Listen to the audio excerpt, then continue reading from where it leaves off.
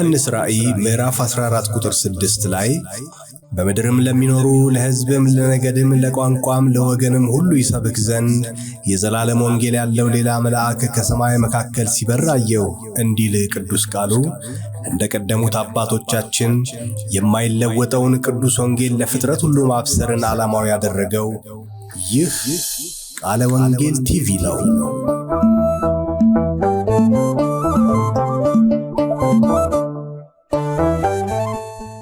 ከእግዚአብሔር ከአባታችን ከጌታም ከኢየሱስ ክርስቶስ ጸጋና ሰላም ይብዛላችሁ። እንደምንሰነበታችሁ እግዚአብሔር አምላክ ለዘላለም እየተባረከ ይሁን። ባለፈው ሳምንት ያየነው የወንድማችን የኢንጂነር ፍጹሜን እና የዶክተር ሰብለወርቅን የህይወትና የአገልግሎት ተሞክሯቸውን ምስክርነታቸውን እየተካፈልን ነበር። በጣም በብዙ እንደታነጻችሁ እኔ በጣም ነው የተገረምኩት። በጣም ነው ደስ ያለኝ። እግዚአብሔር አምላክ የተባረከ ይሁን። በእነሱ የህይወት እና የኑሮ ሁኔታ በጣም በብዙ እንደታነጻችሁ ተስፋ እናደርጋለን። እግዚአብሔር አምላክ ለዘላለም የተባረከ ይሁን። ሁለተኛውን ክፍለ ጊዜ አሁን እንቀጥላለን። ጌታ ይመስገን። ፍጹሜ አሁንም በድጋሚ እንኳን ደህና መጣ። እንኳን በሰላም መጣችሁ። እግዚአብሔር አምላክ የተባረከ ይሁን። በጣም እየተደሰትኩ ሐሴት እያደረኩ ነበረ። እግዚአብሔር ይመስገን። አሁንም እንቀጥላለን። ሰርጋችሁን ነው ትንሽ ነካ ያደረግነው። በዛም ወቅት የነበረው ሙቭመንት ምን ነበረ? ምን ተሰማችሁ? የሚያሳዝኑስ የሚያስደስቱ ነገሮች ምንድናቸው የሚለውን ነገር እያወራን ነበረ። ከዛ እንቀጥላለን ማለት ነው። እንግዲህ አሁን በዚህ በሁለተኛው ክፍለ ጊዜ በጣም ትኩረት የምናደርገው ነገር ምንድነው? መጽሐፍ ቅዱስ ሲናገር ዕብራውያን ምዕራፍ 13 ቁጥር 4 ላይ ጋብቻ ምንድነው? ክቡር ነው። ምኝታው ምን ይሁን? ንጹህ ይሁን። አመንዝሮችንና ሴሰኞችን ግን እግዚአብሔር ምን ይልባቸዋል ይላል? ይፈርድባቸዋል ይላል። አሁን ከእጮኝነት ከጋብቻ በኋላ ትልቁ ነገር ያለው እዛ ላይ ነው አይደለም? እዛ ላይ ነው። እና ስለዚህ የጋብቻን ህይወት እንዴት ነው እየኖራችሁ ያላችሁት የሚለውን ነገር አብረን እንመለከታለን። እግዚአብሔር አምላክ የተመሰገነ ይሁን። ወደ ዛሬው ሐሳብ ከመሄዳችን በፊት ግን ዶክተር አንድ መዝሙር መዘመር ይቻላል? በነገራችን ላይ ዶክተር ዝማሬ አላት እና በቤተክርስቲያናችን ውስጥ የምታገለግለው በዝማሬ ነው። ፍጹሜ ደግሞ በእግዚአብሔር ቃል ያገለግላልና የተወደዱ የእግዚአብሔር ሰዎች ናቸው። በጣም ቀለል ያለ ጥሩ ህይወት፣ በጣም ቀለል ያለ ህይወት የሚኖሩ ሰዎች ናቸው። እግዚአብሔር አምላክ የተመሰገነ። በዚህ በጣም በብዙ ደስ ብሎኛል። ጌታ ይመስገን። እና ዝማሬ አላት በዩቲዩብ ቻናል ላይ። ምን ላይ ነው ያለው? ሰብለወርቅ ተመስገን በሚለው ዩቲዩብ ቻናል ላይ 2 መዝሙሮችን ለቅቄያለሁ። አንደኛው የመጀመሪያው መዝሙር ይሽሩን ሆይ የሚለው ጌታ የሰጠኝ ዝማሬ ነው። ሁለተኛው ደግሞ ሀያል የሚል መዝሙር አለኝ። እሱ ሁለተኛውን አሁን መዘመር እችላለሁ። እስኪ አብረን እናምልክ። እሺ አብረን እናምልክ። እግዚአብሔር ይመስገን። ምንም እንኳ በመከራም ተስፋዬ እንኳ በጊዜው ይጨልም፣ ኃያል አምላክ በኔ ስር አለ፣ እንደገና ለምልሞ አለ።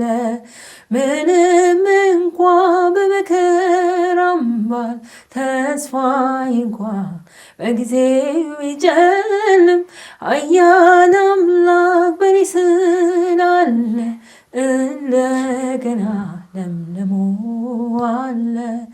ኃያል አምላክ በኔ ውስጥ አለ፣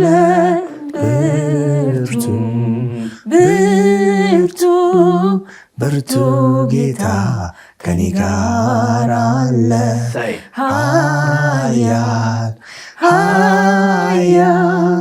ኃያል አምላክ በኔ ውስጥ አለ፣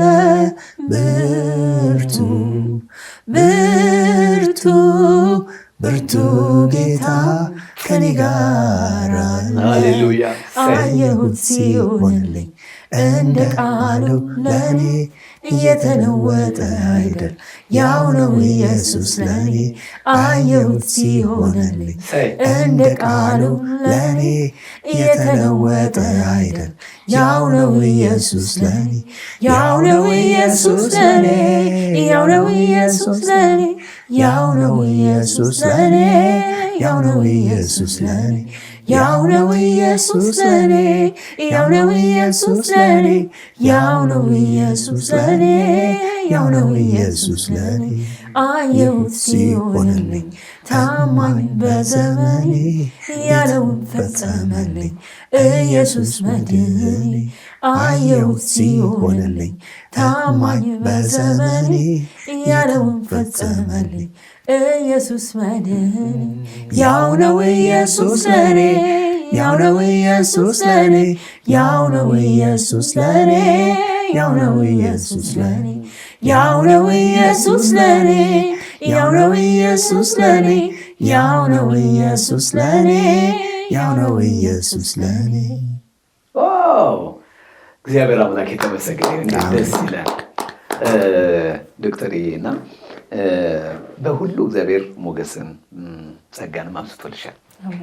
ስለ አንቺ ጌታን እጅግ አድርጌ አመሰግናለሁ እና ጌታ ይመስገን። እስኪ ወደ ዛሬው ነገራችን ከመግባታችን በፊት ስራሽን በደንብ ብትነግሪያቸውስ ምናልባት አንቺ የሚጠቀሙት የሚገለገሉት ነገር አገልግሎት ነው። ይሄም አገልግሎት ስለሆነ በዚህ አቅጣጫ የምትይው ነገር ካለሽ ብትይ ፍጹሜን በዛው አገልግሎታችሁን በደንብ ብትነግሯቸው እና ቅዱሳን በእናንተ እግዚአብሔር በእናንተ ውስጥ ባስቀመጠው ነገር ቢገለገሉ ደስ ይለኛል። በጣም ደስ ይለኛል። እሺ ቴንክ ዩ።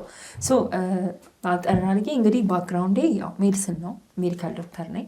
የድንገተኛ ሕክምና ስፔሻሊስት ነኝ። ሶ ለረጅም ዓመት ከ10 ዓመት በላይ ኤክስፔሪየንስ አለኝ ማለት ነው በሕክምና ውስጥ ወይም በድንገተኛ ሕክምና ውስጥ። ሶ በአንድ በኩል ከመንግስት ጋር የምሰራው ስራ አለ። ለምሳሌ አሲስታንት ፕሮፌሰር ሆኜ ጳውሎስ ላይ እሰራለሁ። ከተለመደው ስራ ወጣ ብሎ ደግሞ ለብዙዎች አስቸጋሪ የሆኑ ነገሮች አሉ። ለምሳሌ እኔ ኢንተርናሽናል ኮኔክሽኖች አሉኝ።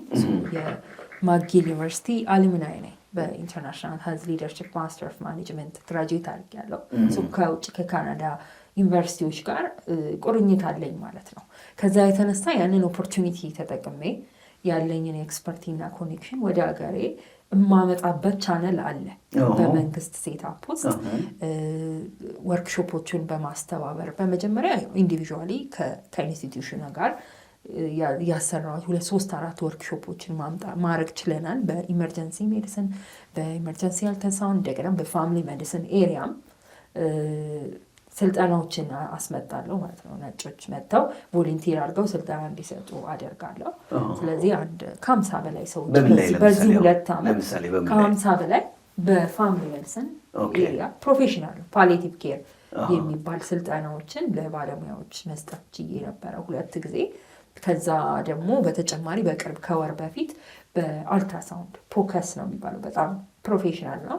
የኢመርጀንሲ አልትራሳውንድ ስልጠና ለባለሙያዎች ለድንገተኛ ሕክምና ስፔሻላይዝ ለማድረግ እየጀመሩ ሬዚደንቶች ነው የሚባሉት ለፋሚሊ ሜዲሲን ሬዚደንቶች እና ለድንገተኛ ሕክምና ሬዚደንቶች በ16 17 ከዛ በላይ ለሚሆኑ ሐኪሞች ፕራክቲካል የሆነ ስልጠና የአልትራሳውንድ ስልጠና የኢመርጀንሲ ማለት ነው እንዲሰጣቸው አድርጌያለሁ። ኢንስቲትዩሽኑ ደግሞ ዶኔትንም እንዲደረግ ከውጭ የመጣው ኢንስቲትዩሽን መጥቶ ዶኔት እንዲደረግ ፖርታብል አልትራሳውንድ እንዲሰጥ አድርጌያለሁ። አሁን መጀመሪያ ላይ በግሌ ነው ይሄ ነገር የምሰራው የነበረው። አሁን ግን 1 ዓመት ያህል የከፈትኩት ፒኤልሲ አለ ከባለቤቴ ጋር የከፈት ነው የግል ተቋም አለ። አቪዮን ኢኤምኤስ ይባላል። ኢኤምኤስ ያው ስሙ የታወቀ ኢመርጀንሲ ሜዲካል ሰርቪስ ማለት ነው። አቪዮን ኢኤምኤስ ይሄ የተከፈተው ድርጅት ነው። አንደኛ በድንገተኛ ሕክምና ኤሪያ ስልጠና ለመስጠት ለምሳሌ ሲፒአር ሊሆን ይችላል ኦር ፈርስት ኤድ የሆነ ስልጠናዎችን ለሆቴሎች፣ ለኢንስቲትዩሽኖች፣ ለተለያዩ ድርጅቶች ስልጠናን ይሰጣል ይሄ ድርጅት። እንደገናም ደግሞ ከአምቡላንስ ኬር ጋር የተገናኘ ሜይንሊ አምቡላንስ ኤር አምቡላንስ ማለትም በሕክምና እርዳታ እየተሰጠው በአውሮፕላን ወደ ውጭ ሰዎችን ከሀገር ወደ ሀገርም ከክፍለ ሀገር ወደ አዲስ አበባም ከአዲስ አበባም ወደ ውጭ ሀገር ከውጭ ሀገርም ወደዚህ እንቅስቃሴ ላይ የድንገተኛ ሕክምና እና የአቪዬሽን ኤክስፐርት በሚፈልግበት ጊዜ ሁኔታ እኔ እጠራለሁ። ከአቪዬሽን ድርጅቶች ጋር እንሰራለን። በዚህ ድርጅት በአቪዮን ኤምኤስ ለሚድሮክ ድርጅትም ለተለያዩ ድርጅቶች በረራን አድርገናል። ቪአይፒ ሰዎችንም ትራንስፖርት አድርገናል ከሀገር ውጭ ማለት ነው። ስለዚህ ስራዬ ሞር አሁን ድንገተኛ ሕክምና ነው። እንደገና በረራ ጋር የተያያዘ ነው። ኤርፕላንስ በግራውንድ ላይ ደግሞ በስልጠና እና ሆስፒታሎች ላይ ካፓሲቲ ቢልድ አደርጋለሁ። በቅርብ የሚያማስባቸውን ትራውማ ላይ ስልጠና ልንሰጥ እናስባለን። ከአደጋ ጋር የተያያዙ ትሬኒንጎችን አሁንም ለባለሙያዎች ከጦርነት ጋር የተያያዙ እነዚህ ነገሮች በጣም ጥሩ ናቸው። አክሲደንቶች ጋር ከጦርነቶች ጋር ሰዎች ጉዳት ሲገጥማቸው እንዴት አድርገን ነው ፕሮፌሽናሊዝሙም ገና እርዳታ ስለሚያስፈልገው ባለሙያ የኤመርጀንሲ ሐኪም በጣም ጥቂት ነው ሀገሪቱ ውስጥ እስከ 200 የአራውንድ ላት ነው እንጂ በሀገሪቱ በአጠቃላይ ከዛ በላይ ስፔሻሊስት የለም የድንገተኛ ሕክምና ስለሌለ ይሄ ነገር ያው ለየትኛውም የጤና ባለሙያ ሊሰጥ በሚችል መልኩ ስልጠናዎችን እንሰጣለን ማለት ነው። ላይፍ ሴቪንጉን እንዴት አድርገው መርዳት እንደሚችሉ ሌሎችም ሐኪም ያልሆኑም ሰዎች ለምሳሌ ሆቴል ውስጥ የተለያዩ ሰዎች ፈርስት ኤድ ትሬኒንግ ይወስዳሉ፣ ሲፒአር ትሬኒንግ ይወስዳሉ። እሱን ሰጥቼ አውቃለሁ። በሻራተን ሆቴል ለተለያዩ ሆቴሎች ይህን ስልጠና ሰጥቼ አውቃለሁ። ኤሪያዬ ይሄን ይመስላል። በእርግጥ ሌላም የሄልዝ ሊደርሺፕ ኤክስፐርት ያለኝ ኢንተርናሽናል የሆነ እሱንም የሆነ ሰዓት በዚሁ ኢንስቲትዩሽን በአቪዮን በኩል ማጠናከር እንፈልጋለን። በሄልዝ ሊደርሺፕም ዙሪያ እርዳታ መስጠት እንፈልጋለን። ሌሎች ሰዎችንም ማስመጥተን እንደዚህ እኛ የምናሰለጥነው እኛ እናሰለጥናለን። ከዛ ደግሞ ከውጭ መጥተው መሰልጠን የሚገባቸው ኤሪያዎች ሲኖሩ ክፍተቶች ካሉ ሆስፒታሎችን በተለያዩ ቦታዎችም ሪች ቢያደርጉን ሰዎች እነዚህን ነገሮች ማድረግ እንችላለን። በቲም መጥተው ኮንታክት አድርገሻቸው በየሆስፒታሎቹ በየክፍለ ሀገሩ መስጠት የሚቻልበት ሁኔታ አለ ማለት ነው። ስለዚህ አሁን በከታች ባለው አድራሻሽ አቪዮን ኤምኤስ ዶት ኮም ዌብሳይትም አለን አላቸው። አቪዮን ኤምኤስ ዶት ኮም በሚለው ሰርች ቢያደርጉን ስራችንን ማወቅ ይችላሉ። በዛው ስልክም አለ። እንደገና እዚህም ባንተም በኩል ደግሞ ሪች ቢያደርጉን ያገኙን ይችላሉ። በጣም ጥሩ። እግዚአብሔር የተመሰገነ ነው። ክብር ለኢየሱስ። የፈዋሹ የጌታ የኢየሱስ ልጅ ጤና ላይ በዚህ ላይ ስትሰሪ እንዴት ጸሎት አለበት? በዚህ ነገር ላይ ገጠመኞች ይኖርሻል? በዚህ እንደው በሕክምናው ውስጥ ከሕክምናው ጋር እና በእኔ ፐርሰናል የቴስቲሞኒ ጋር የተገናኙ በጣም አሉ።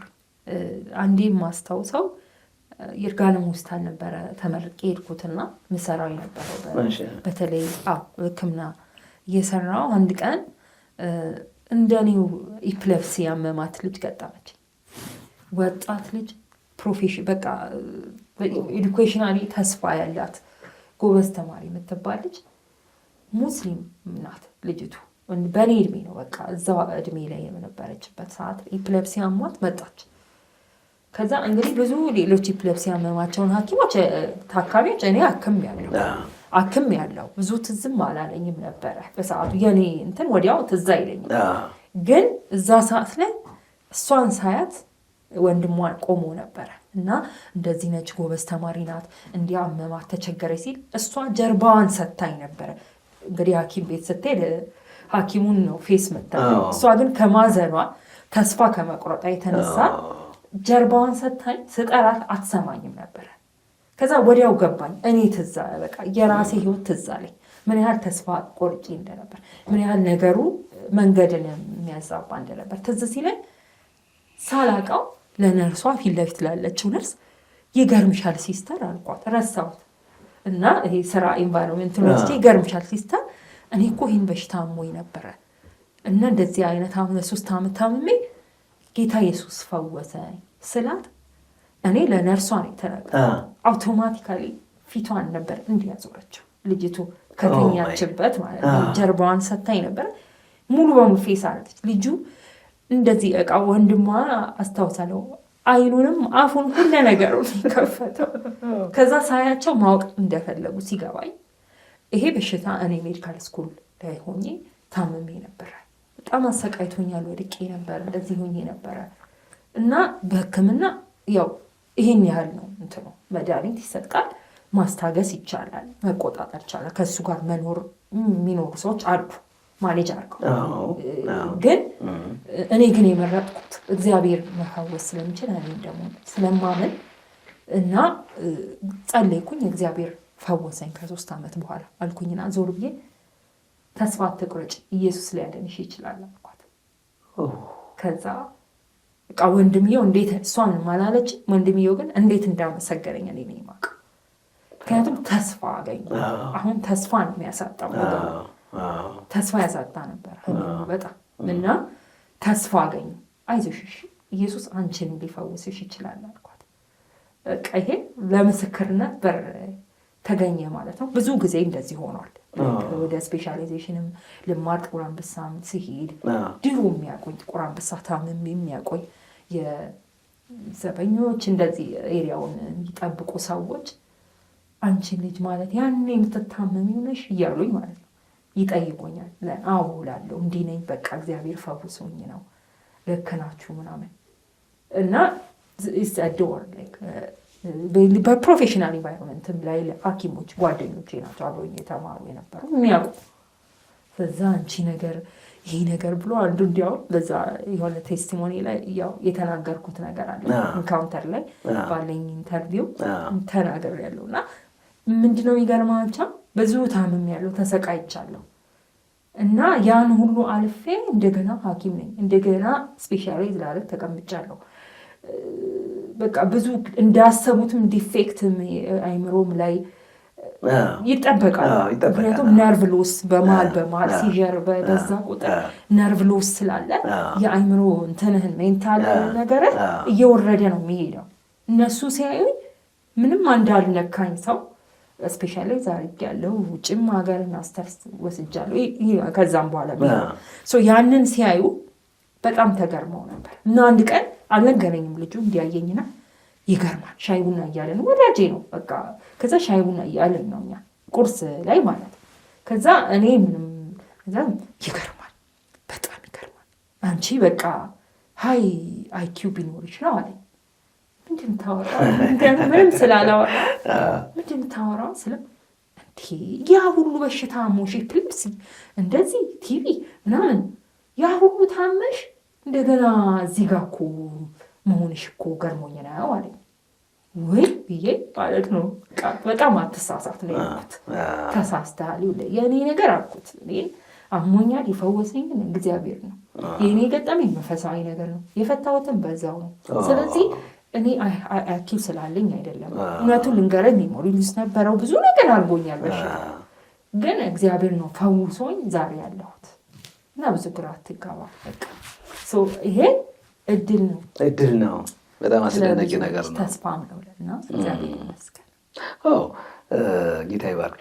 ፍጹሜ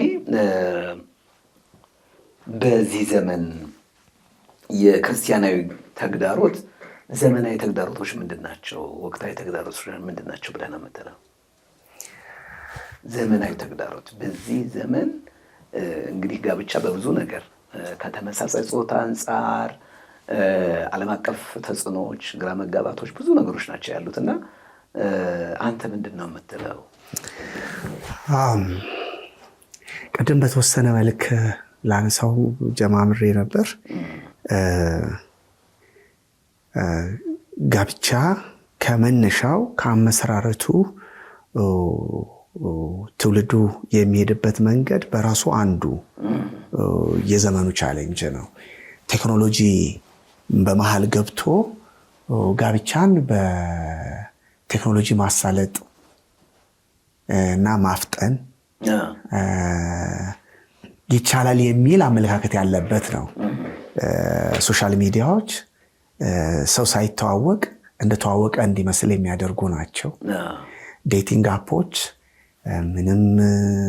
ያለምንም መረጃ ሎኬሽን ሰጥተው የሚያገናኙ ናቸው እና እነኚህ ቴክኖሎጂዎችን ትውልዱ ትልቅ ተግዳሮት ሆኖበታል። እናጋባለን የሚል አሁን በቲክቶክ ላይ በተለያየ ሶሻል ሚዲያ ላይ እናጋባለን የሚሉ ምን አይነት ሰው ነው የምትፈልጊው? እስኪ ፎቶዋቸውን እስኪ ቪዲዮ ክፈቱ ምናምን የሚሉ በጣም ብዙ ነገሮች አሉ። የሚገርምህ እናጋባለን የሚለው ብቻ ሳይሆን እናገባለን የሚሉ ማስታወቂያ ይሰራሉ። ሌላው ሰው ብቻ ሳይሆን እኔ ከዚህ በፊት እንደዚህ ያለ የትዳር ጓደኛ አብቅቼ ኑሮውን ለውጬ ዲሲፕሊን እንዲሆነ ላይፍ እንዲኖር አድርጌው ሰክሰስፉል ሆኗል። አሁን የምትፈልጉት በአማርኛ ቋንቋ አይደለም እንጂ በፈረንጆኛዎቹ ብዙ አሉ። በዚህም ሂደት ሪቪዋቸው ይጻፋል እና ምክንያቱም እነሱ አሁን የዘመኑ ብዙ አይነት ነው። የተሳሳቱ እይታዎች አሉ። አሁን እንደው ፕሪሜሬጁን ላንሳለ ብዬ እንጂ ከመጣመር አንጻር ኮንትራክቹዋል የሆኑ በዚህ ዘላለማዊ በሆነው እግዚአብሔር ምስክር በሆነበት ቃል ኪዳን ሳይሆን ጊዜያዊ የኮንትራክት አግሪመንት የሆነን ግብ ለመድረስ ለሆነ ወቅት የሚደረግ ስምምነት ውል አይነት አመለካከት አለ። ሶሻል ኮንትራክት ይሄ በጣም አንዱ ከባዱ ነው። ሁለተኛው ደግሞ እንደዚህ ሶሻል ኮንትራክት ሳይሆን ኦፕን የሚሉት ደግሞ አለ። ማለት ተጋብተው ግን ደግሞ ለቤተሰብ ደረጃ አለ፣ ከዛ ውጭ ከሌላ ጋር መኖር እንችላለን፣ መንቀሳቀስ እንችላለን የሚል የተለቀቀ ልቅ የሆነም ደግሞ የዘመኑ ተግዳሮት አለ። ትዳር አላቸው። ከትዳራቸው ባሻገር ሲሆኑ ሁለቱም ህሊናቸው ማይወቅሳቸው፣ መንፈሳቸው ማይገስጻቸው፣ ከጌታም ያልሆኑ ስለሆኑ አብዛኞቹ ከጌታም የሆኑ ይጀምራሉ። ከጌታ ያልሆኑ ስለሆኑ ምንም ከመንፈስ ቅዱስ ሌላ ተግሳጽና የህሊና ወቀሳ ላይ ያገኙ ይችላሉ። ግን በማህበረሰብ ስርዓት እንኳን ይሄ የማይደገፍ ነው። መጣመር፣ ቤተሰብ መመስረት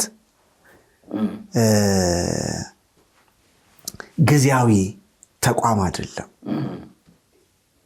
ጊዜያዊ ተቋም አይደለም።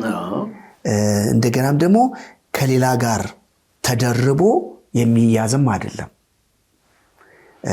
በእርግጥ ያለፈው ትውልድ የቀደመው ትውልድ የነበረው የፖሊጋሚ ቻሌንጅ ነው።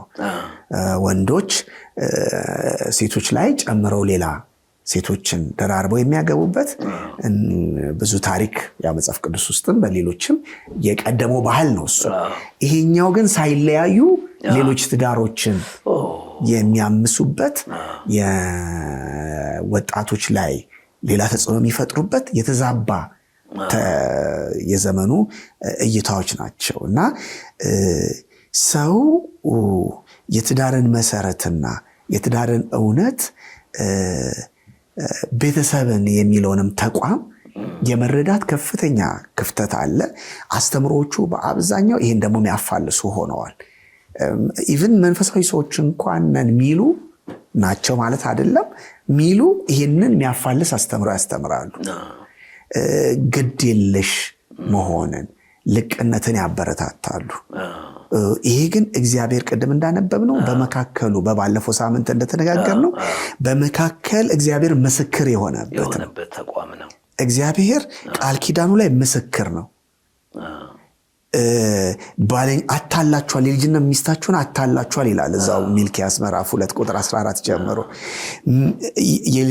የትዳር አጋራቸውን በቃል ኪዳን የመሰረቱትን ባልንጀራቸውን ማታለል ኖርማል እንዳልሆነ በሰፊው ለትውልዱ ማስተማር ያስፈልጋል። ይሄን የሚቃወም በጣም ሰፊ ትምህርትና የዘመኑ ተግዳሮት ስላለ በጣም የሚገርም ነው። ዶክተር ግጭት ገጥሟችሁ ያውቃል? አብሮ እንደሚኖር ሰው እንዴት ትፈታላችሁ? እንዴት ፈታችሁት? ያውቃል። የህይወታችሁ መርህ ምንድን ነው? እንግዲህ ያው ግጭት እንደ ማንኛውም ባለትዳር ግጭት መጠኑ ይለያያል። አንዳንድ ያው ኩርፊያ ሊሆን ይችላል፣ ሌላው ጠንከር ያለም ንግግርም ሊሆን ይችላል። ገጥሞን ያውቃል እና ሁኔታውን እንደየደረጃው ነው የምንፈታው። ማለት ነገሩ ያው ቀለል ያለ ኩርፊያ ከሆነ እንተዋዋለን፣ ግን ይቅርታን እንጠያየቃለን። ይሄ ያው አይ ቲንክ ቀድሜ ነው ይቅርታ የምጠይቀው። አንቺ ነሽ ቀድመሽ ይቅርታ የምጠይቀው? አዎ፣ ምክንያቱም ያው በብዛትም ምናልባት ተባዩም ደህና ሳይሆን አይቀር ቶሎ እኔ ያው የሆነ ነገር ወዲያው ስለ ኤክስፕረስ ለማድረግ የከፋኝንም ያዘንኩትንም ሁሉ ነገር ቶሎ ስለሆነ የምናገረው በዛ ሰዓት ላስቀይመው እችላለሁ እና እንደዛ ከተሰማኝ አፕሮፕሪየት እንዳልሆነ ከተሰማኝ ይቅርታ ጠይቀዋለሁ። እዛ እኔ ይቅርታ ስጠይቀው የሚመልስልኝ መልስ ግን ሁሌ ይገርመኛል። አንቺ እኮ ይቅር የተባልሽ ነሽ ይለኛል። ነው ግን አንተን ነው ይቅርታ እኔም በልቤ ውስጥ ይቅርታን ነው እንጂ ሌላ ነገር አላኖርም ይላል እና በጣም ትልቅ ይቅርታን አስተምሮኛል። እሱ ማለት ብዙ ጊዜ እንደዛ ነው የሚለኝ። አንዳንዴ ጠንከር ያለም ምናልባት ቅያሜ እንደሆነ ተሰምቶኝ ይሄ ብቻ አይፈታውም ብዬ ሳስብ እኔ ግን እሱ አይ ይቅር ተብለሻል ብሎ ብዙ ይቅር ይለኛል። እግዚአብሔር ይባርከው። በዚህ መልኩም ፈታለን። ግን አንዳንዴም ያው ስህተትም አይደለም ሌሎች ሰዎችንም አንዳንድ ነገሮች ደግሞ ሲሪየስ ሲሆኑ ሌሎች ሰዎችንም ኢንቮልቭ አድርገን እናውቃለን። በዛም በዚህም ምንቀርባቸው ብዙ ሰው አይደለም ምንቀርባቸው መሪዎቻችን ሊሆኑ ይችላል። እንደዛ ኢንቮልቭ አድርገው ያውቃል። ግን እንደ ይሁት ያው ብዙ ውጤታማ አይደለም ማለት ራሳችን ተነጋግረን ብንፈታ ነው ኢዚ የሚሆነው። እሱም ብዙ ምርጫው እሱ ነው እና ራሳችንን እንፈታዋለን የሚል አቋም ነው ያለው እና እንደዛም ሆኖ ያውቃል። ግን ፎርቹኔትሊ ምንም የሆነ ሌላ ኔጌቲቭ ሳይድ ገጥሞን አያውቅም። በዛ ያው ነገሮቻችንን አስተካክለን እንዳልኩ አብረን ልንጸልይበት በምንችልበት ህይወት ለመኖር ጥረት እናደርጋለን። አብራችሁ የጸሎት ጊዜ ያላችሁ? አዎ እንጸልያለን። ጸሎት አብረን እንጸልያለን። ጌታ ሲነግረንም አንዳንዴ ይነግረናል። ሁለታችንንም ስለ እኛ ሊሆን ይችላል፣ ስለ ሰዎች ሊሆን ይችላል። እግዚአብሔር በተለያየ መልኩ ሲነግረን እንዲያቻለው እንድንጸልይ እንዲነገር እንድንጸልይ ዛትስ አወር ላይፍ እና ይሄ ጥሩ ያደርገዋል። ጌታ በመሃል ስላለ በቃ እግዚአብሔር በመሃል አለ በትዳራችን መሃል። ስለዚህ መደባበቅ አንችልም። ሳጠፋም ማናችንም ስናጠፋ ኦነስት ነኝ። የኔ ልዩ ባህሪ ያው ግልጽ ነኝ። በጎም ሆነ ክፉ ደብቄው ብዙ ማይል መሄድ አልችልም እና እዚህ በቃ ኦነስት ደግሞ ትዳርን ሜንቴን ያደርጋል ብዬ በግሌ የማምነው ግልጽ ስንሆን ነው።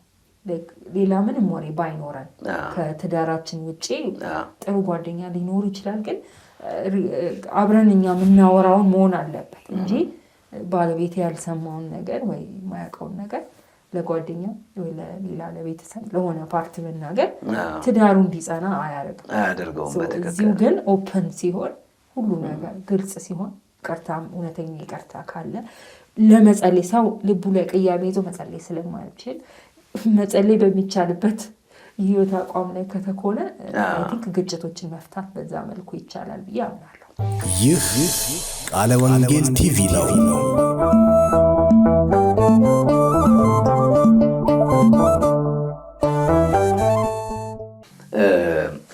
ምንድነው ግጭት ተፈጥሯዊ ነው አይደለም?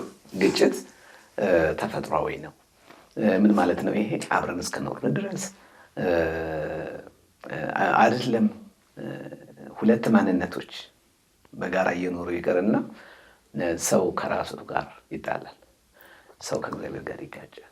ሰው ከቤተሰቡ ጋር አብሮት ከሚኖሩ ሰዎች ጋር ይጋጫል እና ግጭቶች በጋብቻ ውስጥ የሚጠበቁ ነገሮች ናቸው። ነገር ግን ችግሩ ምንድነው? ግጭትን እኛ ሃንድል የምናደርግበት የማኔጅመንት ሲስተሙ ነው ብዙ ጊዜ ለአንዱ የመውደቅ ለአንዱ የመፍረስ ምክንያት የሚሆነው፣ ሌላው ደግሞ የለውጥ ምክንያት የሚሆነው እና ስለዚህ እስኪ በዚህ በግጭት ዙሪያ እንድናወራ ነው የፈለግኩት። ግጭት ገጥሞን ያውቃል ወይ? በዚህ አቅጣጫ ምንድነው የምትሉት የሚለውን ነገር እስኪ ፍጽሜ። አዎ ግጭት ተፈጥሯዊ ነው። በተፈጥሮ በእንቅስቃሴ ሂደት ማንኛውም ነገር ይፋተጋል፣ ይጋጫል። ይሄ የተፈጥሮ ስርዓት ነው። የሚንቀሳቀስ ነገር በሙሉ ከግጭት ነፃ መሆን አይችልም። ከመፋፋቅ ከመፋተግ ነፃ መሆን አይችልም። ዳይናሚክ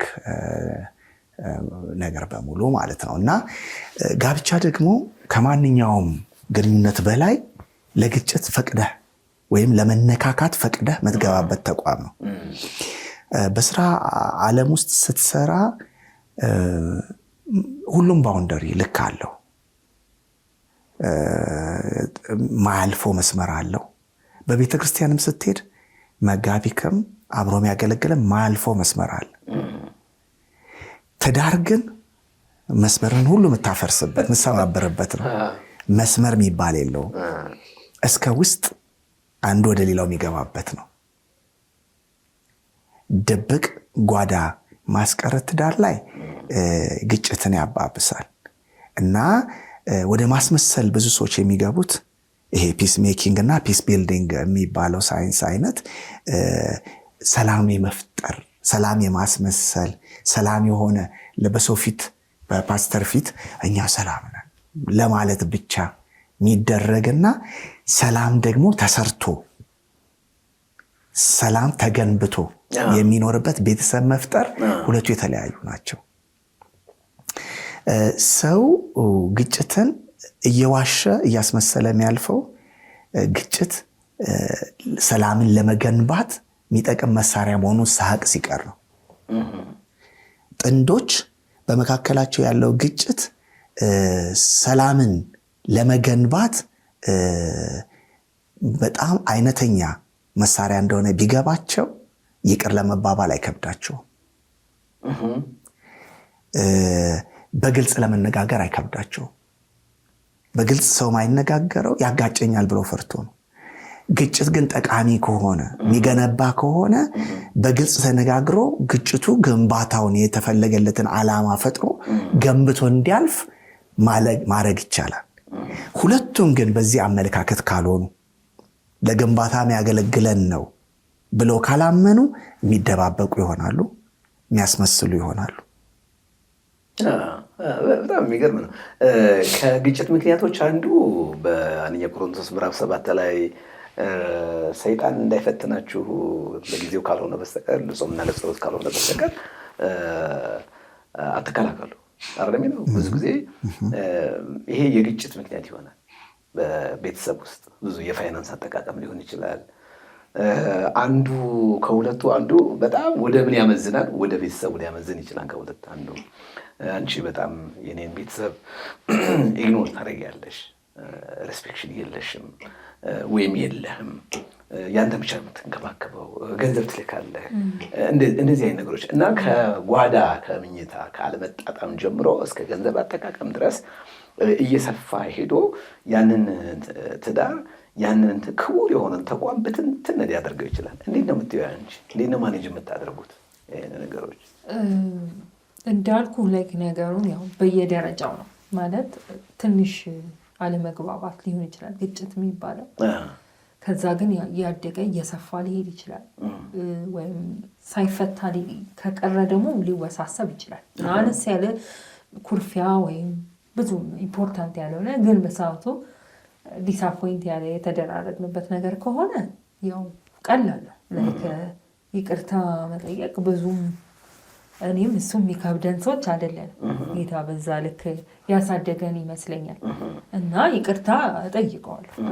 ውስጤን አደምጠውና አይ ለእኔ ልክ ቢመስለኝም ወይም እኔን እንትን ቢለኝም ነገሩን ግን እሱን ደግሞ እንትን ብዬዋለሁ ብዬ ካሰብኩኝ ሰላሜን ከሱ ጋር ደግሞ እሱን ማውራትም አለብኝ። ከሱ ጋር ነው የምኖረው አይደለ?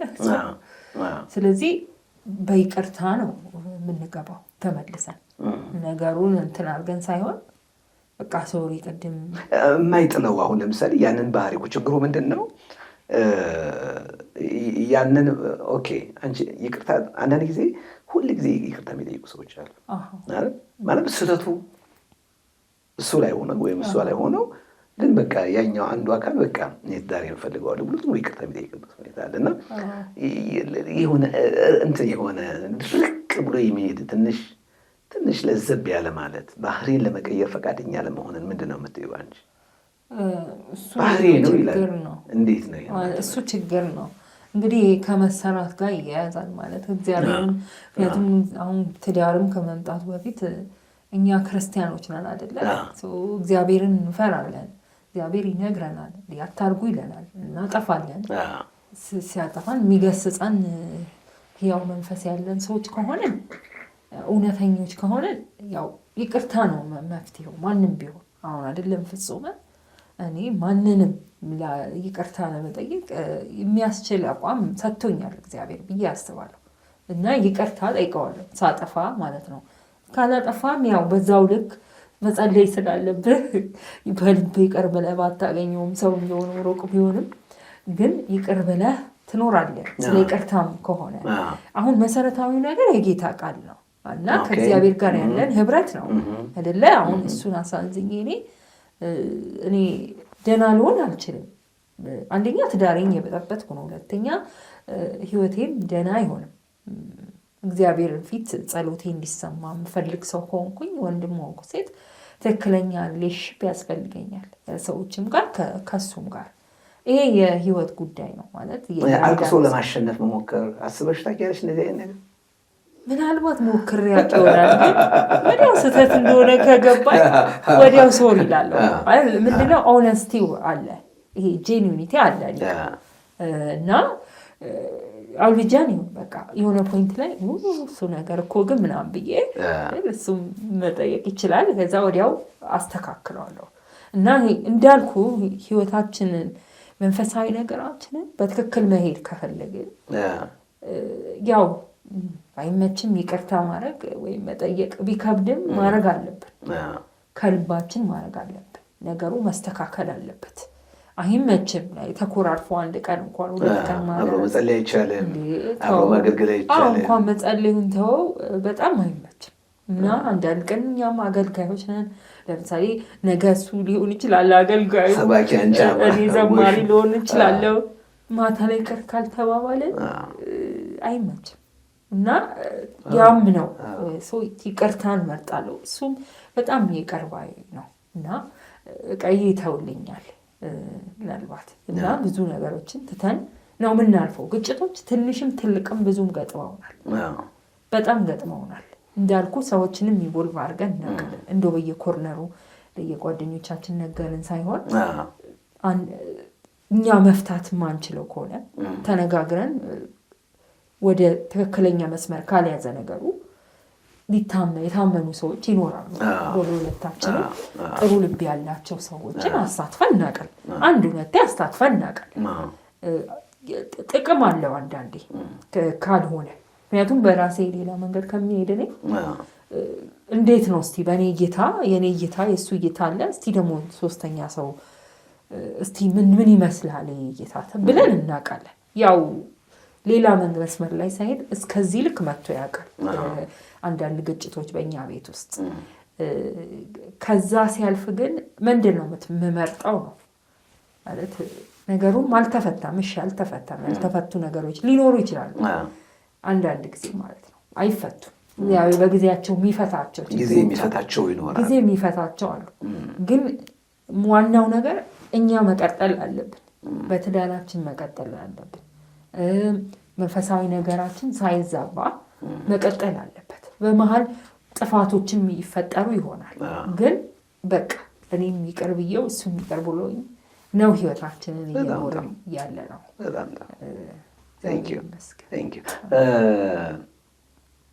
አንድ ጊዜ እንደዚህ የጋብቻ ትምህርት እያስተማርኩኝ የሆነ ቤተክርስቲያን ዓመታዊ በዓላቸው ላይ ቤተክርስቲያኒቱ ዲያኔት ዝግጅት አዘጋጅታ ጥያቄ ተጠየቅኩኝ እያስተማርኩኝ። እና ምንድነው ጥያቄው? ሁለቱም ክርስቲያኖች ናቸው፣ ተጣሉ፣ ተጋጩ። ከዛ ቤተክርስቲያን በውስጥ ጣልቃ ገብታ ለማማከር እና ችግሩን ለመፍታት ሞከረች እና አልቻለችም።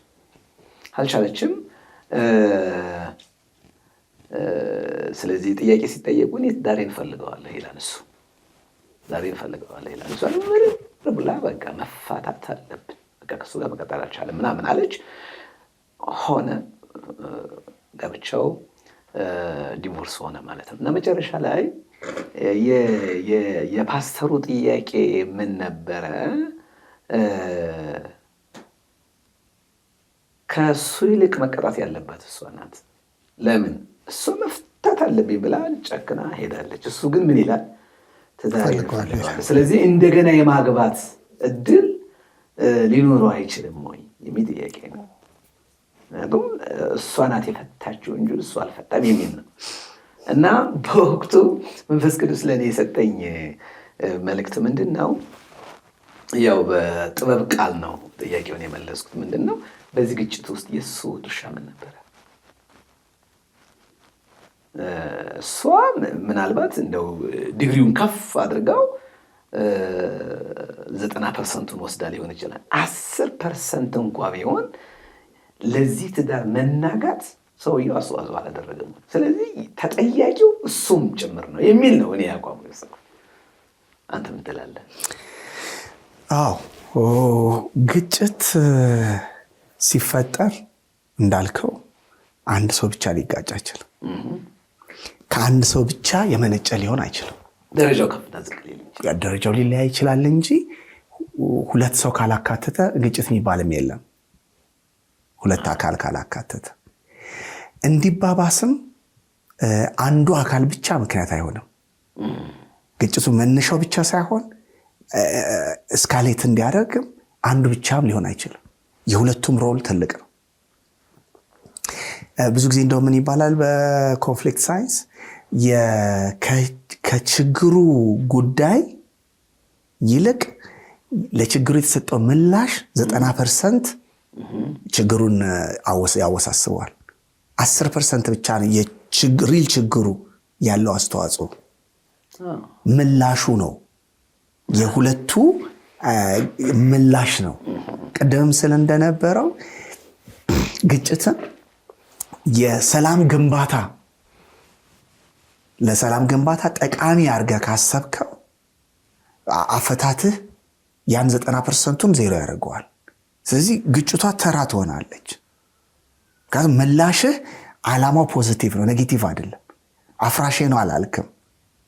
ማለት የተፈጠረው አለመግባባት ያፈርሰናል ሳይሆን ይለውጠናል ብለህ ካመንክ፣ ያደክመናል ይለየናል ሳይሆን ያሳድገናል የሚል እምነት ውስጥ ካለ ለማደግ በሚሆን መልክ ነው የምታወራው። ራሱ ይሄ ግጭት ብለህ ግጭቱን አስቀምጠህ እንዴት ነው ሊያሳድገን የሚችለው የሚለውን ውስጥን ያስበው እንጂ እንዴት ነው ያለያየን የሚል አይሆንም ግብ። መጽሐፍ ቅዱሳዊ ጋብቻ መለያየትን አእምሮ ውስጥ ማሰብ የለበት። ግጭት በቂ ምክንያት አይደለም ለመለያየት፣ ለማደግ ነው እንደውም ምክንያት የሚሆነው። ለመለወጥ፣ ለመቀረጽ፣ ለመዋብ ነው ምክንያት የሚሆነው። ከተረዳ ነው ችለኑ ታክሰን ይቅር ተባብለን በእግዚአብሔር ፊት አቅርበኑ በጸሎት በሚይዘው ግጭቶቻችን ባህሪያችንን ለውጠው፣ አኗኗር ዘዴያችንን ለውጠው፣ ከሰው ጋር ያለንን ግንኙነት ለውጠው ትላልቅ ቁም ነገረኛ የሆኑ የተለወጡ ሰዎች አድርጎ ያሳድገናል። እና ስተቱ ግጭቱን ራሱ አሁን ባነሳቸውም ሁለት ባለትዳሮች መካከል ያቺ እህት የሚያንገበግባት ቅድምም ከመነሻ እንዳልከው ወይ ከመኝታ ጀምሮ እስከ ውጪ እስከ ገንዘብ አስተዳደር እስከ ሁሉም ድረስ ደጋግሞ የሚሳሳታቸው ደጋግሞ ማይለወጥባቸው ጉዳዮች ኖሮት ሊሆን ይችላል። ደጋግሞ ተሞክሮ አልተለወጠም ብላ ነው ሊሆንም ይችላል። እሱ ደግሞ መለወጡን ራሱን ከልክሎ ለመለወጥ ሳይፈቅድ ግን አብራኝ የተቃጠለች ትኖር እያለ ሊሆን ይችላል። የተቃጠለች ትኖር እኔ ለመለወጥ አለው እያለ ሊሆን ይችላል። አይታወቅም።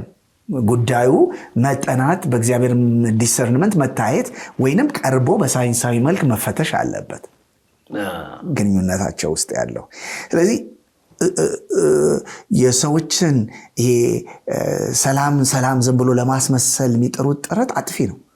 አሁን ባልከው ምሳሌ ውስጥ ባልየው ሰላም ዝም ብሎ ቀለል ያለ ሰላም ለመፍጠር እንደዚህ አይነት ነው። ላይክ እኔ ፈልጋለሁ ትዳሬ፣ ችግሩ ይቀመጣ ይነሳ። ችግሩን ለመወያየት ለመፍታት ፈቃደኝነት፣ ያንን ደግሞ ትዳሩን ለማነጽ ዝግጁነት ትልቅ ትህትና ይጠይቃል።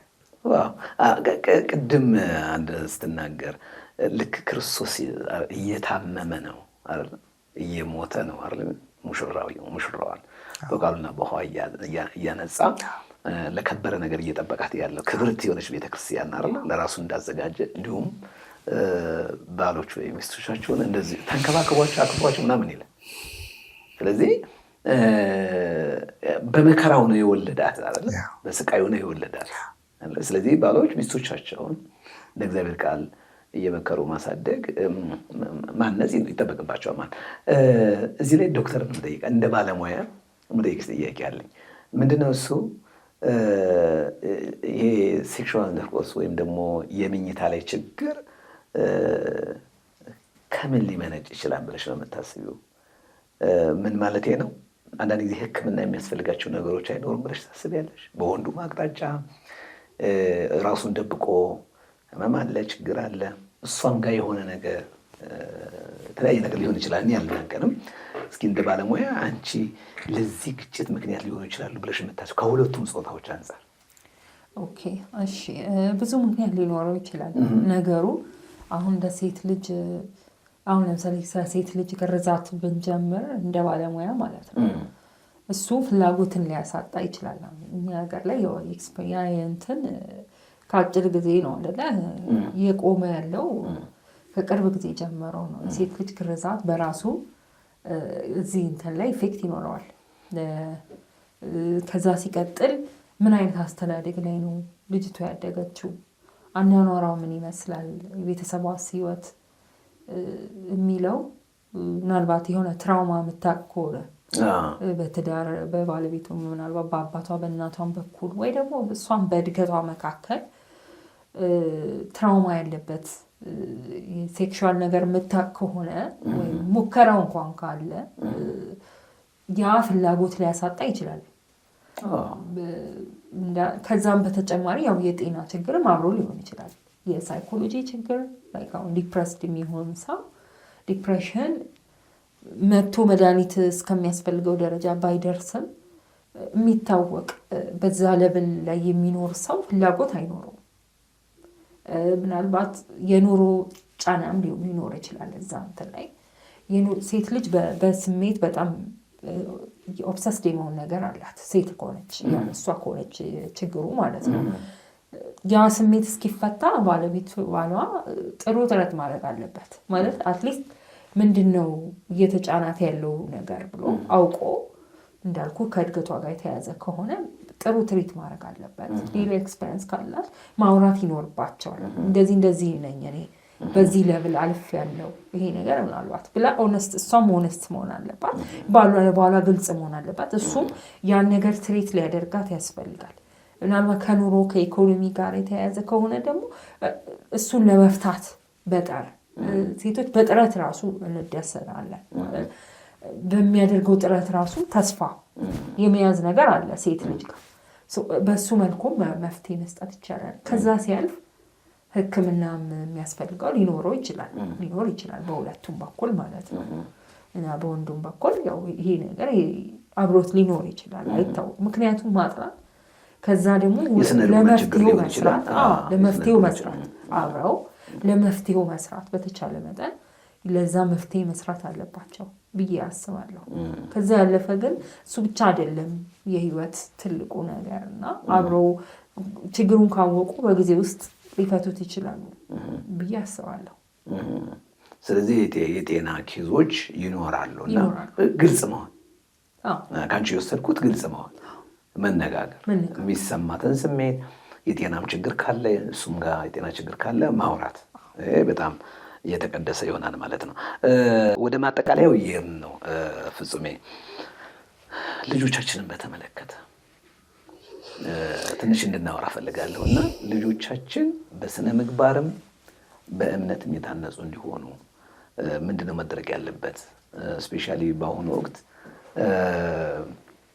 ልጆቻችን ከመጽሐፍ ቅዱስ ጋር ያላቸው ግንኙነት በጣም እየላላ የመጣበት፣ ሰዎች አሁን ከስልክ ጋር ከምን ጋር አጠቃላይ በጣም ቻሌንጅ እየሆነ ከመፍሳይ ነገር ልጆች በቃ እየራቁ፣ በተለይ ደግሞ ውጭ ሀገር ይህንን መልዕክት እናንተ የምትሉትን በውጭ ዓለም ያሉ ሰዎች ሁሉ ያዩታል እና በውጭ ያሉ ክርስቲያኖች ራሱ በዚህ ጉዳይ ላይ ችግር ውስጥ ነው ያሉት። እኔ አንዲት እህት በጣም ጌታን ነው የምትወደው፣ በጣም ጌታን ትወዳለች። ልጇ ከቁጥጥር ውጭ በቃ አጫሽ የሆነ አላስፈላጊ የሆኑ ነገሮችን ሁሉ መለማመድ እና ያንን ከውስጡ አዳፕት ከማድረጉ የተነሳ ወደ ማገገሚያ ለማስገባት ዋጋ እስከምትከፍል ድረስ ከውጭ ሀገር ውስጥ እዚህ ሀገር ውስጥ እስከ መምጣት ድረስ ልጆቻቸውን መቅጣት አለብኝ ብለው አንዳንድ ወላጆች መቅጣት አለብን ብለው ልጆቻቸውን ከውጭ ወደ ሀገር ውስጥ አድርገው ሀገር ውስጥ የመቅጫ ቦታ አድርገውት ማለት ነው። እና እዚህ ጋር የሚያስቀምጡበት ሁኔታ አለ እና በጣም እኔ እየፈራሁ ነው። ፍጹሜ እንደው ትንሽ መግቢያ ልንገርህ ብዬ ነው እድሉ ለአንተ ነው የሚሰጠውና በጣም ቤተክርስቲያን ተተኪ እንዳታጣ ያስፈራል። የሚያገለግል ሰው ኢቭን ራሱ የነገው ትውልድ ራሱ ምናልባት እሱ ባለማስተዋል ዋጋ ሊከፍል ይችል ይሆናል፣ ይክፈል። ግን እኛ መረጃ ባለመስጠታችን፣ ወላጅ ምሳሌ ባለመሆኑ፣ ተገቢውን እንክብካቤ ባለማድረጋችን እና ባለመነጻችን ምክንያት ይህን ነገር ድሮ ነግረኸኝ ቢሆን አባዬ እናቴ ምናምን የሚሉበት ሁኔታ እንዳይኖር ምንድን ነው ልጆችን እንዴት ነው ማሳደግ ያለብን፣ ልጆቻችሁ እንዴት ነው የምታሳድጉት የሚለውን እስኪ። እውነት ነው። በጣም ብዙ ያየናቸውን በብዙ ቅዱሳን ቤተሰቦች በዞርንባቸው ከሀገር ውስጥም ሀገር ውጭም ያጋጠሙ ትላልቅ ጉዳዮች አሉ። አንተ አሁን ያነሳቸው በጣም ሲሪየስ ቻሌንጆች ናቸው። ከቤተሰብና ከቤተ ክርስቲያን የወደፊት አካሄድ አንጻር የእግዚአብሔር ቃል የአባቶችን በረከት የእናቶችን በረከት ወደ ልጆች ያስተላልፋል፣ ይናገራል። ክፋትም እንደዛው እና ቤተሰብ በትክክል ከተገነባ ቤተሰብ ራሱ ላይ በሚገባ ከሰራ ለልጆቹ ተስፋ ነው መልህ። እሱ ብቻ በቂ ምክንያት ነው እያልኩኝ አይደለም። በጣም የተሰሩ ቤተሰቦች ልጆቻቸው ተጠልፈው ያጋጠሙ ክስተቶች አሉ። እግዚአብሔር ነው ሚስጥሩን የሚያውቀው። እግዚአብሔር ነው ሚስጥሩን የሚያውቀው። ሰው ላይ መፍረድ ስለሌለብን ያልተሰሩ ብቻ ናቸው፣ ጥሩ ቤተሰብ ያልሆኑ ናቸው ልጆቻቸው የተበላሹት ብሎ መናገር ትልቅ ስተት ነው። ግን እንደ እግዚአብሔር ቃልም እውነት የቤተሰብ የባልና ሚስት እውነተኛነት በእግዚአብሔር ፍቅር እና እርስ በራስ በመዋደድ ቤት ውስጥ ያለ ሰላምና እረፍት ትውልድ ደግሞ እንዴት እንደሚያጸናና እንደሚለውጥ ብዙ ምስክሮችም ደግሞ አሉ። ሆኖም የተበላሸ ደግሞ ሌላ ጥያቄ ቢኖርም ግን ብዙ ምስክርነት አለ። ስለዚህ የባልና ሚስት እውነተኛ ግንኙነት መሰረታዊ ነው የመጀመሪያ። ሁለተኛ እዚህ ላይ ልጨምር መፈልገው ለትውልዳቸው ያለ ጸሎት። እኔ ሳትወለድ ልጄ በቃ ነፍሴ ተጨንቃ ምን ትሆናለች ጌታ ሆይ ብዬ ምንም አታቅም አይደለ? ነገን የራሳችንንም አናቅም እንኳን የልጃችንን። ሚስቴን ጠርቼ ዘይት አዘጋጅቼ ጸልዬ ሙሉ ሰውነቷን እየቀባው ነበር የጸለይኩት። ለእሷ ብቻ ሳይሆን ለልጄ ጨንቆኝ ለእሷ ነው የምጸልይ። ማጸኗ ውስጥ ነው ያለችው፣ ደርሷል። ሙሉ ሰውነቷን ነው ዘይት እየቀባው የጸለይኩት። ምንድነው የሚመጣው ሰው ምን እንደሆነ አታውቅም። ፊዚካሊ ምንድን ነው፣ ስፒሪቹዋሊ ምንድን ነው፣ ሜንታሊ ሳይኮሎጂካሊ ምንድን ነው ሜካፑ አናውቀውም። እግዚአብሔር ነው የሚሰጠው። እግዚአብሔር የሚሰጠውን ለመቀበል ዝግጁ ሆነን እኛ ደግሞ ሰይጣን ምንም እንዳደርገው በጸሎት መጋደል አለብን። ምንም እንዳይጨምርበት፣ እንክርዳድ እንዳይዘራ ሰይጣን ቤተሰብ መጸለይ አለበት ለልጆቹ። በመኝታ ላይ ሌሊት ተነስቶ ሄዶ መጸለይ አለበት። ተኝተው እያለ ጠዋት ባርኮ መሸኘት አለበት። ቀን ስሞ ደስ እያለው በጌታ ሰላም መቀበል አለበት። ከትምህርት ሲመለሱ አብሮ ሲውሉ በተቻለው መጠን የክርስቶስን ፍቅር ማሳየት ግዳጅ። ይህ በተለይ ቤተክርስቲያን ለመውሰድ በግድ መሞከር በፍቅር ሳይሆን በተግባር ልብን በማሸነፍ ሳይሆን ኤክስተርናል ባለ ፕሬሸር የተለያዩ ተጽዕኖ በማሳደር ወደ ቤተክርስቲያን ለመውሰድ መታገል ከባድ ስተት ነው። ሲዘገይ ነው እንደዛ የሚሆነው። ሕፃን እያሉ በደስታ እንዲሄዱ ብናደርግ ካደጉም በደስታ ይሄዳሉ። ሌላ ፒር ኢንፍሉዌንስ እንዳለ ሆኖ ማለት ነው ካደጉ በኋላ። ስለዚህ ሞር አብዛኛውን ነገር እውነት ቤተሰቦችን ለመክሰስ ሳይሆን ቤተሰቦች ግን ናቸው የልጆች ባላደራዎች። እግዚአብሔር አሳልፎ የሰጠው ለቤተሰብ ነው። አሳድጉ ብሎ ለመንግስት አይደለም። በተለይ በውጭው ዓለም ከባዱ ችግር ልጆች የመንግስት እየሆኑ አይደለም። ልጅ የቤተሰብ ነው። መንግስት ነው፣ ሰውን ሁሉ ያስተዳድራል። ህዝብ ሁሉ ነው የመንግስት። ልጅ የቤተሰብ ነው። አዳልት ሆኖ ሲወጣ ከመንግስት ጋር ሊደራደር ይችላል። ግን በዛ መልክ ቤተሰቦች የመገሰጽ መብት የለም፣ መብት የላቸውም። ስለዚህ በእርግጥም በውጭ ዓለም ልጆች የመንግስት ናቸው እና ትልቅ የፍቅር ህይወትና የጸሎት ህይወት ልጆች ላይ ቤት ውስጥ ያለ ተጽዕኖ ያመጣል። ያ እድገታቸውን ከመጀመሪያው ይቃኛል።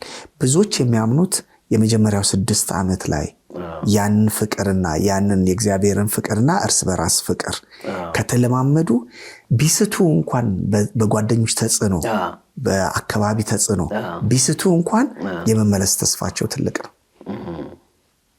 ስለዚህ ቤተሰብ ኃላፊነቱን ከተወጣ በኋላ የአካባቢና የጓደኛ ተጽዕኖ ለእግዚአብሔር አሳልፎ በጸሎት ሰጥቶ ልጆች እንኳን በስንፍናቸው በጓደኛቸው ተጽዕኖ ቢወድቁ የእግዚአብሔርን ምሕረት ተስፋ ማድረግ ያስፈልጋል። በልጅነት ያዩት ፍቅር፣ እግዚአብሔር በልባቸው የተከለው ፍቅር፣ እግዚአብሔር ያን ተጠቅሞ መልሶ ወደ ቤቱ ያመጣቸዋል። እግዚአብሔር ይመስገን።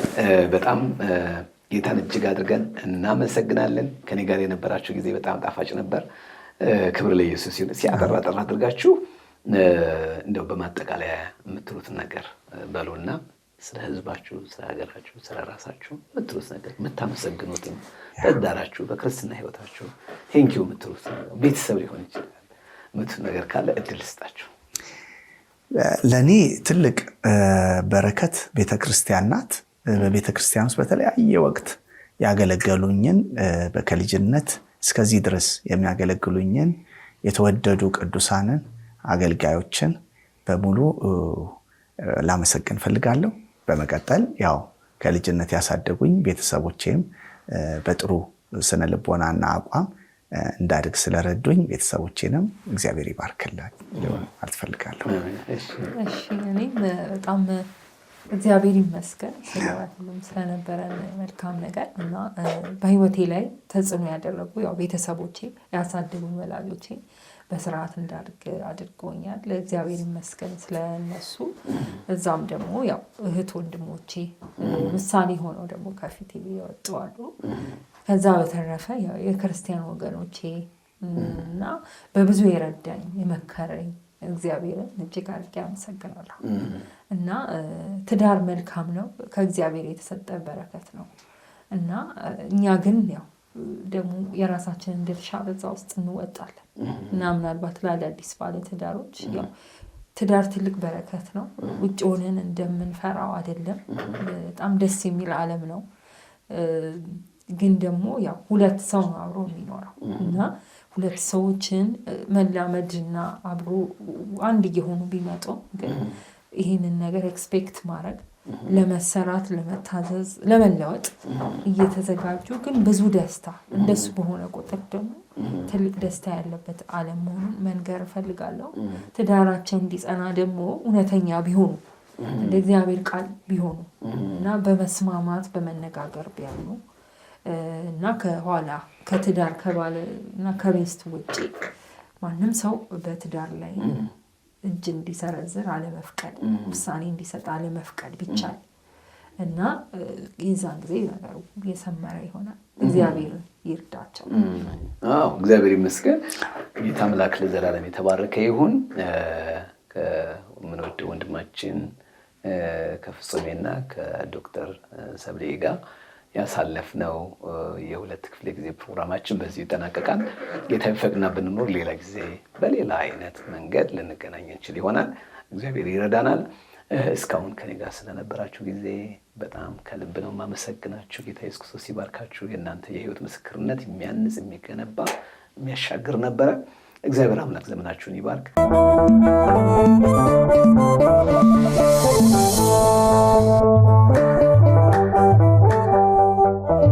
በዮሐንስ ራእይ ምዕራፍ 14 ቁጥር 6 ላይ በምድርም ለሚኖሩ ለሕዝብም ለነገድም ለቋንቋም ለወገንም ሁሉ ይሰብክ ዘንድ የዘላለም ወንጌል ያለው ሌላ መልአክ ከሰማይ መካከል ሲበር አየሁ እንዲል ቅዱስ ቃሉ እንደ ቀደሙት አባቶቻችን የማይለወጠውን ቅዱስ ወንጌል ለፍጥረት ሁሉ ማብሰርን ዓላማው ያደረገው ይህ ቃለ ወንጌል ቲቪ ነው።